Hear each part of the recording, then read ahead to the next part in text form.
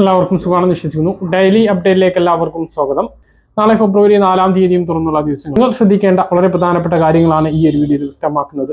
വീഡിയോയുടെ വിശദാംശങ്ങളിലേക്ക് കടക്കുന്നത് കൂടുതൽ ആളുകളിലേക്ക് ഇൻഫർമേഷൻ എത്താൻ ഷെയർ ചെയ്യുക, ലൈക്ക് ചെയ്യുക, ഫേസ്ബുക്കിലൂടെ കാണുന്ന ആളുകൾ ഫോളോ ചെയ്യുക. വീഡിയോയുടെ വിശദമായ വിവരങ്ങളിലേക്ക് വരാം. സംസ്ഥാനത്ത് 2 മാസത്തെ സാമൂഹ്യ സുരക്ഷാ പെൻഷൻ വിതരണം ചെയ്തപ്പോൾ കെട്ടിട നിർമ്മാണ തൊഴിലാളി പെൻഷൻ 1 മാസത്തേതും എത്തിയില്ല എന്നുള്ള സങ്കടം ഉണ്ട്. കെട്ടിട നിർമ്മാണ തൊഴിലാളി പെൻഷൻ ഈ മാസം ഉണ്ട് എന്നാണ് ഡിപ്പാർട്ട്മെൻറ്റുമായി നമ്മൾ ഫോണിൽ ബന്ധപ്പെട്ടപ്പോൾ അവർ പറഞ്ഞത്. പക്ഷേ ആളുകളുടെ അക്കൗണ്ടുകളിലേക്ക് തുക എത്തിയിട്ടില്ല എന്നുള്ള കമൻറ്റുകളാണ് നിരന്തരം കാണാനിടയായത്. ഇതുവരെ 16 മാസത്തെ പെൻഷനാണ് ഈ പാവങ്ങൾക്ക് മുടങ്ങിക്കിടക്കുന്നത്. പണിയെടുത്തിരുന്ന കാലത്ത് അംശാദായം അടച്ച് നേടിയെടുത്തിട്ടുള്ള ഈ ഒരു പെൻഷൻ അവരുടെ വാർദ്ധക്യകാലത്ത് കിട്ടുന്നില്ല എന്നുള്ളത് വളരെ ദുഃഖം ഉണ്ടാക്കുന്ന കാര്യമാണ്, പ്രതിഷേധാർഹമാണ്. കെട്ടിട നിർമ്മാണ തൊഴിലാളി പെൻഷൻ നൽകുന്നതിന് വേണ്ടി എന്ന് പറഞ്ഞ് കെട്ടിട നിർമ്മാണ സെസ് പിരിക്കൽ തുടങ്ങിയിട്ട് 3 വർഷത്തോളമായി. എന്നിട്ടും കൃത്യസമയത്ത് പെൻഷൻ വിതരണം ചെയ്യുന്നില്ല എന്നുള്ളത് ക്രൂരമായിട്ടുള്ള നടപടി തന്നെയാണ്. ഈ മാസം വിതരണം ചെയ്ത 3200 ഭൂരിഭാഗം ആളുകൾക്കും ഇപ്പോൾ എത്തിച്ചേർന്നിട്ടുണ്ട്. ഇനിയും ലഭിക്കാത്ത ആളുകൾ എന്തുകൊണ്ടാണ് മുടങ്ങിയിട്ടുള്ളത് എന്ന് സേവനയിലൊന്ന് പരിശോധിക്കാൻ മറക്കരുത്. കേന്ദ്ര വിഹിതവും ഭൂരിഭാഗം ആളുകൾക്കും വിതരണം ചെയ്തിട്ടുണ്ട് എന്നാണ് വിവരം. അത് കിട്ടാത്ത ആളുകളും പഞ്ചായത്തിലെ പെൻഷൻ വിഭാഗവുമായിട്ട് ബന്ധപ്പെടണമെന്ന് ഓർമ്മിപ്പിക്കുന്നു. സ്ഥിരമായിട്ട് മുടങ്ങുന്ന ആളുകളാണ് ബന്ധപ്പെടേണ്ടത്. ആധാർ രേഖ കൊടുക്കണം എങ്കിൽ അത് കൊടുക്കാൻ വേണ്ടിയിട്ട് ശ്രദ്ധിക്കുക. സംസ്ഥാനത്ത് നാളത്തോടു കൂടിയിട്ട് ജനുവരി മാസത്തെ റേഷൻ അവസാനിക്കും. ബുധനാഴ്ച റേഷൻ കട അവധിയാണ്. വ്യാഴാഴ്ച മുതലാണ് ഫെബ്രുവരി മാസത്തെ റേഷൻ വിതരണം ആരംഭിക്കുക. ഇനിയും ആരെങ്കിലും ജനുവരി റേഷൻ വാങ്ങാൻ ഉണ്ട് എങ്കിൽ നാളെ തന്നെ പോയിട്ട് വാങ്ങണമെന്ന് ഓർമ്മിപ്പിക്കുന്നു. വൈദ്യുതി ബില്ലിൽ ഗണ്യമായിട്ടുള്ള കുറവ് വരുത്താൻ ഈ ട്രിക്ക് ഉപയോഗിച്ചാൽ മതി എന്ന് KSEB മുന്നറിയിപ്പ് നൽകി. പ്രതിമാസം 250 യൂണിറ്റിലധികം വൈദ്യുതി ഉപയോഗിക്കുന്ന ഉപഭോക്താക്കൾക്ക് വൈകുന്നേരം 6 മണിക്ക് ശേഷം പീക്ക് മണിക്കൂറുകളിൽ 25% അധിക നിരക്ക് ബാധകമാണ് എന്ന് KSEB അറിയിച്ചു. എന്നാൽ രാവിലെ 6-നും വൈകുന്നേരം 6-നും ഇടയിൽ 10% കുറവ് നിരക്കിൽ വൈദ്യുതി ഉപയോഗിക്കാൻ കഴിയും. വീടുകളിൽ വൈദ്യുതി വാഹനങ്ങൾ ഉണ്ട് എങ്കിൽ അത് ചാർജ് ചെയ്യുന്നതിനാണ് ഏറ്റവും കൂടുതൽ വൈദ്യുതി ഉപയോഗിക്കുന്നത്. വൈദ്യുതി വലിയ തോതിൽ ഉപയോഗിക്കുന്ന pump set, water heater, mixie, grinder, washing machine, ഇസ്തിരിപ്പെട്ടി തുടങ്ങിയ ഉപകരണങ്ങളുടെ ഉപയോഗം പകൽ സമയത്തേക്ക് മാറ്റുന്നത് വഴി വൈദ്യുതി ബില്ലിൽ 30% കുറവ് നേടാൻ സാധിക്കും എന്നും KSEB അറിയിച്ചു.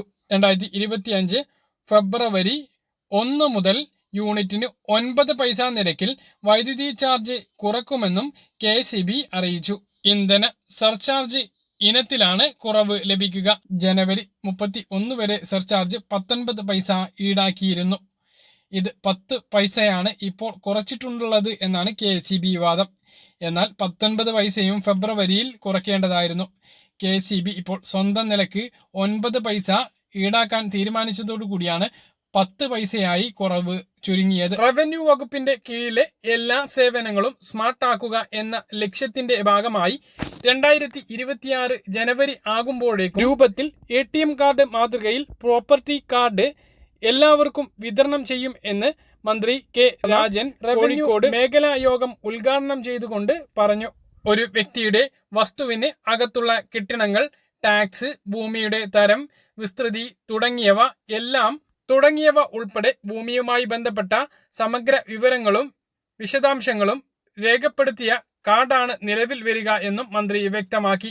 ഈ കാർഡിലേക്ക് ഉൾക്കൊള്ളിക്കാവുന്ന മറ്റ് വിവരങ്ങളുടെ വിശദാംശങ്ങൾ പരിശോധിക്കുന്ന ഘട്ടത്തിലാണ് വകുപ്പ് എന്നും മന്ത്രി പറഞ്ഞു. സംസ്ഥാനത്ത് എല്ലാവർക്കും ഭൂമി, എല്ലാ ഭൂമിക്കും രേഖ, എല്ലാ സേവനങ്ങളും സ്മാർട്ട് എന്ന നയത്തിന്റെ ഭാഗമായി 438 വില്ലേജുകളിൽ ഡിജിറ്റൽ സർവേ നടന്നു വരികയാണ്.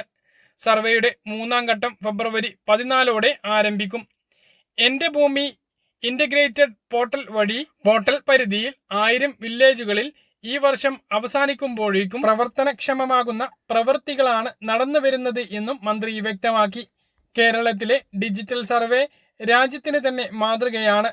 രാജ്യത്തെ വിവിധ സംസ്ഥാനങ്ങളിൽ സർവേ ജീവനക്കാർക്കു വേണ്ടി കേന്ദ്രത്തിന്റെ ആവശ്യപ്രകാരം ദേശീയ ശില്പശാല നടത്തുന്നതുമായി ബന്ധപ്പെട്ട ആശയവിനിമയം നടന്നു വരികയാണ് എന്നും മന്ത്രി പറഞ്ഞു. ഡിജിറ്റൽ സർവേ പൂർത്തിയായ വില്ലേജുകളിലെ ഭൂമി വിൽക്കുന്നതിനും വാങ്ങുന്നതിനും എന്റെ ഭൂമി പോർട്ടലിൽ അപേക്ഷ നൽകണം. ഭൂമി കൈമാറ്റം ചെയ്ത ഉടനെ തന്നെ വാങ്ങിയ ആളിലേക്ക് പോക്കുവരവ് നടക്കും എന്നതിനാൽ പോക്കുവരവ് ഇനി വേറെ ചെയ്യേണ്ടി വരില്ല. ഭൂമി തരം മാറ്റവുമായി ബന്ധപ്പെട്ട വിഷയങ്ങളിൽ വേഗത്തിൽ നടപടി ഉണ്ടാകും എന്നും 25 സെന്റ് വരെ സൗജന്യമായി വിതരണം ചെയ്യുന്ന ഭൂമിക്ക് പ്രത്യേക സ്റ്റാൻഡേർഡ് ഓപ്പറേഷൻ തയ്യാറാക്കി ലൈഫ് പദ്ധതി പ്രകാരം വീട് വെക്കുന്നവർക്ക് പ്രത്യേക അനുവാദം നൽകി. ഡാറ്റ ബാങ്കുകളുമായി ബന്ധപ്പെട്ട പ്രശ്നങ്ങൾ പരിഹരിച്ച് ഭൂമി സംബന്ധമായ വിഷയങ്ങൾ വേഗത്തിലാക്കുന്നതിന്റെ ഭാഗമായാണ് അവലോകന യോഗം ചേരുന്നത് എന്നും മന്ത്രി വ്യക്തമാക്കി. ഡിജിറ്റൽ സർവേയിലൂടെ അധികമുള്ള ഭൂമി അംഗീകരിക്കപ്പെട്ടിട്ടുള്ള സ്ഥലങ്ങളിൽ ടൈറ്റിലാക്കുന്നത് മുമ്പ് ടാക്സ് അടക്കാൻ അനുവാദം നൽകുന്ന ഉത്തരവ് വില്ലേജുകളിൽ നടപ്പിലാക്കാനുള്ള നടപടിക്രമങ്ങൾ നടന്നു വരികയാണ് എന്നും മന്ത്രി വ്യക്തമാക്കി. പട്ടയം, തരം മാറ്റൽ, മിച്ചഭൂമി, ഡിജിറ്റൽ സർവേ തുടങ്ങിയ വിഷയങ്ങളിലെ പുരോഗതിയാണ് മന്ത്രിയുടെ നേതൃത്വത്തിലുള്ള യോഗം വിലയിരുത്തിയത്. റവന്യൂ വകുപ്പുമായി ബന്ധപ്പെട്ട് അടുത്ത ഒരു വർഷത്തിൽ പൂർത്തിയാക്കേണ്ട കാര്യങ്ങൾ ഓരോ മാസം തിരിച്ച് ചിട്ടപ്പെടുത്തി. അതിദരിദ്രർക്ക് ഭൂമി കണ്ടെത്തൽ, ഭൂമി വിതരണം തുടങ്ങിയ കാര്യങ്ങൾ യോഗം അവലോകനം ചെയ്തു. 3 മേഖലകളായി തിരിച്ചാണ് അവലോകന യോഗം ചേരുന്നത്. മേഖലാ യോഗങ്ങൾക്ക് ശേഷം വില്ലേജ് ഓഫീസർമാരുടെ നേരിട്ടുള്ള യോഗം നടക്കും.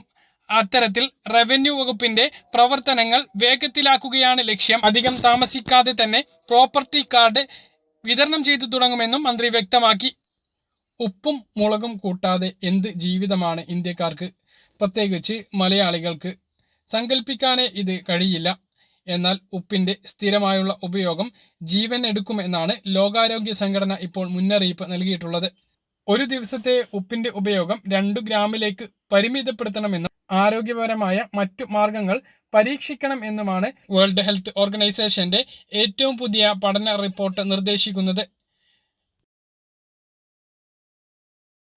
ലോകാരോഗ്യ സംഘടനയുടെ മുൻ റിപ്പോർട്ട് അനുസരിച്ച് പ്രതിദിനം ഉപയോഗിക്കാവുന്ന ഉപ്പിന്റെ ഉപയോഗം 5 ഗ്രാമായിരുന്നു. ഉപ്പ് തിന്നവൻ വെള്ളം കുടിക്കും എന്നൊരു ചൊല്ല് തന്നെ നമുക്കുണ്ട്. ഉപ്പ് നിത്യജീവിതത്തിൽ ഒഴിച്ചുകൂടാനാവാത്തതുമാണ്. എന്നാൽ ഉപ്പ് അധികം അകത്താക്കിയാൽ രക്തസമ്മർദ്ദം വർദ്ധിക്കുമെന്നും ഹൃദ്രോഗം, വൃക്ക സംബന്ധമായ പ്രശ്നങ്ങൾ എന്നിവ ഉണ്ടാകുമെന്നുമാണ് ഡോക്ടർമാർ പറയുന്നത്. ആരോഗ്യ റിപ്പോർട്ടുകൾ അനുസരിച്ച് പ്രതിദിനം 9.8 ഗ്രാം എങ്കിലും ഉപ്പ് ഒരു ദിവസം ഒരാൾ അകത്താക്കുന്നുണ്ട്. അനുവദനീയമായതിന്റെ 5 ഇരട്ടിയോളം വരും ഇത്. ഉപ്പിന്റെ ഉപയോഗം കുറച്ചാൽ തന്നെ കുതിച്ചു ഉയരുന്ന ഹൃദ്രോഗ പ്രശ്നങ്ങൾ പിടിച്ചു നിർത്താനാകുമെന്നാണ് റിപ്പോർട്ട് ചൂണ്ടിക്കാണിക്കുന്നത്. ഗ്രാമീണ മേഖലകളിലാണ് ഉപ്പിന്റെ അമിത ഉപയോഗം കാണുന്നത് എന്നും അതുകൊണ്ട് തന്നെ ഹൃദ്രോഗം, വൃക്കരോഗങ്ങൾ, ഹൈപ്പർ ടെൻഷൻ എന്നിവയുമായി ആശുപത്രിയിലെത്തുന്ന ഗ്രാമീണരുടെ എണ്ണത്തിൽ വൻ വർധനവുണ്ടായിട്ടുണ്ട് എന്നും ആരോഗ്യ വിദഗ്ധർ പറയുന്നു.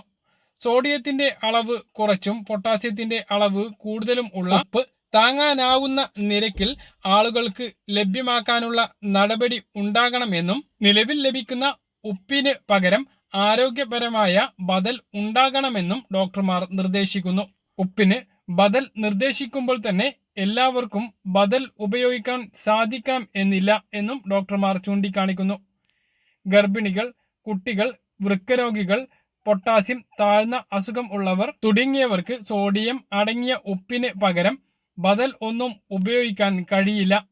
അല്ലാത്തവർക്ക് ഡോക്ടറുടെ നിർദ്ദേശപ്രകാരം മറ്റുള്ളവ ആഹാരത്തിൽ ഉൾപ്പെടുത്താം.